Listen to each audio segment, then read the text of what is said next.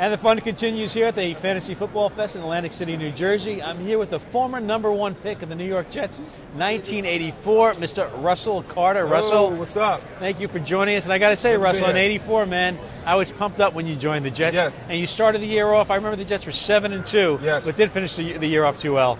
Nah, a couple years I was there, we started out real good and kind of faltered at the end and never actually reached our potential while I was there. I talk to a lot of former football players, and one of the guys you had on the team, he was kind of injured on and off, but Joe Klecko, certainly a Hall of Fame player. Yes, Joe Klecko was a great player. I knew Joe. I grew up in the Philadelphia area, so because he went to Temple. He went to Temple University, so I saw Joe when he was in college, and it was just an honor to play with him when I was at the Jets. And 1984, again, the Jets started off 7-2, wound up being 7-9. But 1985, the guys really turned things around and wound up going 11-5. Yeah, 1985 was a big year for us. We actually started out like 9-1, lost actually, one game. 86, you were 10-1. Yeah, and then ended up going on a 5-game losing streak and ended up beating, I think, Kansas City. And then Cleveland game. We'll get to that after, though. Then we played Cleveland and should have won. Yes. So let's talk about 1985. The team goes 11-5. Joe Walton's your coach, and you finish in second place behind the Dolphins, and you have a playoff home game against the New England Patriots, and you wind up losing that game 26-14. Had to be a disappointment, but it was a strange thing. The Patriots beat you guys, and they go on and beat the Raiders in L.A., and then they go on and beat the Dolphins all the way to the Super Bowl. Had to be a shock because you guys were really the favorites for that game. Yeah, you know, all through the year we were pretty good, and I think New England beat us up in New England at the time, but we felt very confident going into the game, and, you know, some things happened during the game that was was under our control, but out of our control, and they ended up beating us. I remember there was a fumble, I believe, by Johnny Hector. Yes. Also, when you guys were ahead 7-6, Kenny O'Brien threw a pass to Wesley Walker that was picked off at the 10. And I remember Joe Walton yelling at Kenny on the sideline. He wasn't too happy. There was kind of the players really didn't get along with Joe too well, did they? Well, Joe was Joe, and what does that mean? What it means is Joe was never satisfied on what we did, and I think a lot of times when we went on the losing streaks at the last of the season, we would lose a game, and I think we would get ripped up.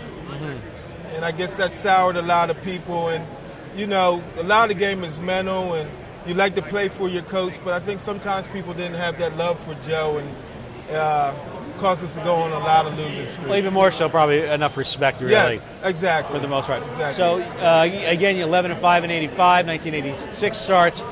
You guys are 10-1. 10-1. 10-1. Everybody has you guys set for the Super Bowl. Yes. You lose your last 5 games. 5 games. What the hell happened, Russell?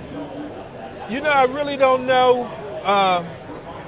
The team was very confident, but once again, I think we lost. A lot of injuries on the guys. Mel, we got Klecko, hurt. Gastineau. We lost to the Patriots when we were winning up in Foxborough, and it just spiraled out of control. I think we got down on ourselves a little bit, and then we had players hurt and couldn't get out the funk. And you lose the last 5 games. But you have a home playoff game against Kansas City, and you beat them 35-15, as I recall. Exactly. And all of a sudden, everything's forgotten. Right. We turned it around against Kansas City. We got a little bit healthier. And we knew we could win, and it was like a breath of fresh air to get out of the season to start a new season. Following week, you go to Cleveland, and I'll never forget this. Freeman McNeil scores a touchdown, puts you guys up with by 10 points with 4:14 to play. Charlie Steiner, the play-by-play announcer, goes, and the Jets are going to the AFC Championship game. And then 2nd and 24, Gastineau on Bernie Kosar, and the wheels come off. Talk about what went on in the huddle. I mean, did you realize the significance of the personal foul on Gastineau at the time? Yeah, we thought the game was over. No personal foul. It was 3rd and 24, and the game's over. The game's done. They got to kick it to us. We can hold on for 10 points. But once he did it, I think everybody said that was dumb. But we had to go back and continue to play. And it goes into double overtime. Double overtime, What was it like playing at double overtime? Also, Pat Ryan started that game. Ken O'Brien comes back in. Did you guys feel confident you could score, or you felt like, I can't believe we're in this position that we might actually lose this game after being up by 10 points with 4 minutes to play? I still think we never thought we were going to lose the game. We knew it was a boneheaded mistake, but I think we had confidence to go on and win. And it ended up being a great game. And the way we lost was like very disappointing. But it happens like that. And if you would have went on to win, you would have take on the Denver Broncos, who you beat earlier the year in the Monday night game. You really harassed John Elway that game. Right. We harassed John Elway, the three amigos. We handled them. We were really feeling confident if we had won the game that we would have went on to the Super Bowl. And played the Giants, ironically. Played the Giants. That would have been a fun game. That would have been something. New York would have been rocking. That would have been something else. And then, of course, 1987 starts, and it's the strike year. Right. As I recall, you guys started off 2-0 that year, and then the strike really interfered with you guys, and you wound up not making the playoffs. And that was the ends for a lot of players. Yeah, that was it for all the veterans as they started to go with young players after that. Well, I think the strike really hurt our team, personally. I mean, we had some guys start crossing over, and we had guys that didn't cross over. How did that affect the team when Gastineau crossed over? Oh, you expected of Gastineau, not of Marty Lyons, though. The animosity on our team it divided us beyond repair. And I think Joe at that time couldn't handle the divide between the team. Should he have been fired after that year? I think so. Yeah. But that wasn't my say. But I think he really lost control of the team almost starting the year before when we lost 5 games in a row. We could have used the change.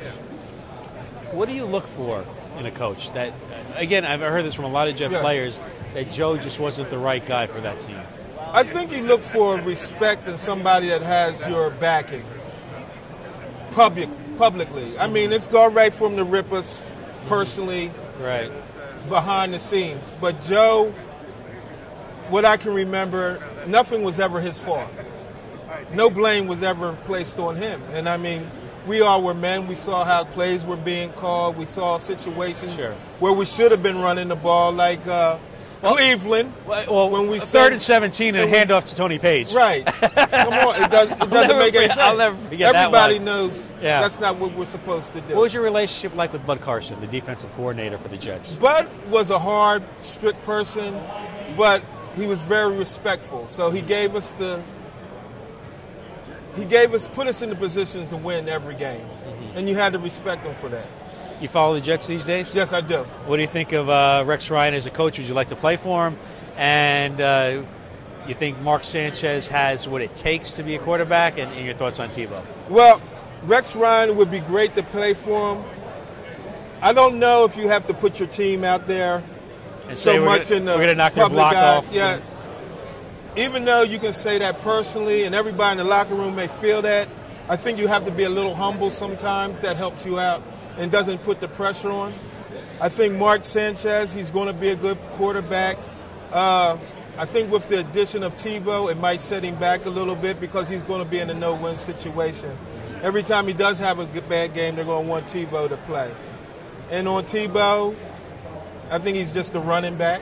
And people try to make him a quarterback. And I think in the end, you will see that throughout his career. And I just don't know, starting out as a quarterback, I don't know if you can get in a position where you can run the ball constantly all the time. So I'll be interested to see the kind of pounding he takes after he runs the ball. Was that a distraction back in the 80s between Ryan and O'Brien, who was the quarterback and everything? You know, not really, because we all knew Kenny was a better quarterback. Kenny was a hell of a quarterback. He was actually very good. 85, 25 TDs, 8 interceptions, and when you guys started off 10-1, 25 TDs again. Right. I think once again what happened to Kenny, and I think it still can be blamed a little bit on Joe Walton, the play calling very slow developing. Susceptible and 7-step drops when you knew he needed to get back and get the ball out of his hands. Right. So that goes back to coaching. When you see the limitations of some players, you try to go to their strength, and he's a very good quarterback. I think we used him in the wrong way, and he got beat up a lot. Our line was hurt. He got hit a lot. I remember he got 62 sacks, I believe, in 1985. Right. And nobody can win like that. And you can't even fault him for throwing interceptions. You get hit 62 times. What are you going to do? You know, you can't do too much. We're here with former #1 pick of the New York Jets, Russell Carter, at the Fantasy Football Fest in Atlantic City, New Jersey.